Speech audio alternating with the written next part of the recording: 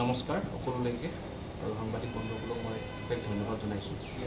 মই অলপ আৱেগিক হৈ পৰিছোঁ, বাট মই আমাৰ আজিৰ যিটো পদক্ষেপ এইটো ক'ব বিচাৰিছোঁ। আমি 10,000 জোপা নাহৰ প্লান্টেশ্যন আমাৰ আৰ্দ্ৰ জুবিন গাৰ্গদেৱৰ নামত পুৰণ গ্ৰীণ ড্ৰাইভ আমি আৰম্ভ কৰিছোঁ। ফুলনি ৰেইনি হাইলেণ্ড সলিউশ্যনৰ সৈতে আমি গোটেই গুৱাহাটীত 10,000 জোপা ৰোপণ কৰিব বিচাৰিছোঁ। আৰু কোনোবা সংস্থা অৰ্গেনাইজেশ্যন প্ৰাইভেটেই হওক NGOই হওক বা গভৰ্ণমেণ্টৰ ফালৰ পৰাই হওক আমাক যদি জেগা দিয়ে আমাৰ টীমে গৈ নাহৰজোপা ৰোপণ কৰিব আৰু 6 মাহৰ কাৰণে আমি প্ৰতিপালন কৰাৰ প্ৰতিশ্ৰুতি দিছোঁ।